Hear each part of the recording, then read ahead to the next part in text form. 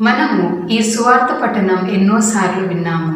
అందులో ముఖ్యంగా మనం ధ్యానించాల్సిన విషయం ఏమిటంటే, యేసు మనతో ఉన్నాడు, మరి భయం ఎందుకు? యేసు ప్రభువు తుఫానును నిమ్మలింపచేశాడు. దేవుడు మాత్రమే చేయగలిగిన పనులను యేసు చేసినట్లు మార్కు గారు చెబుతున్నారు. ఇంతకుముందు యేసు చేసిన అద్భుతాలలో రోగులను బాగు చేశారు. మరి ఈ అద్భుతం మాత్రం ప్రకృతిని అదుపులో పెట్టింది. అందులో మొదటిది, మీరెందుకు భయపడుచున్నారు? మీరు ఇంకనూ నమ్మిక లేకున్నారా అని యేసు శిష్యులను ప్రశ్నించాడు. దేవునిపై నమ్మకం ఉంచితే భయపడరు అని ప్రభువు భావం.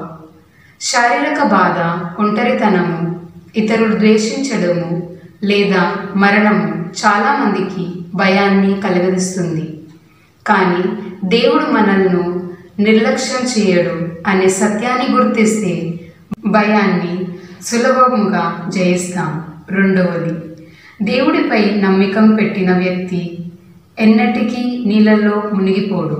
ఒకవేళ మరణించిన తర్వాత కూడా ఆ వ్యక్తి దేవుని సంరక్షణలోనే ఉంటాడు. క్రైస్తవులలో ఇలాంటి భయం ఉంటే ఇతర భయాల నుండి విముక్తి పొందుతారు. ఇందులో మనం గ్రహించాల్సిన విషయం ఏమిటంటే, దేవునిపై నమ్మకం ఉంచి మన జీవితాలను విశ్వాస పయనంలో కొనసాగుదాం.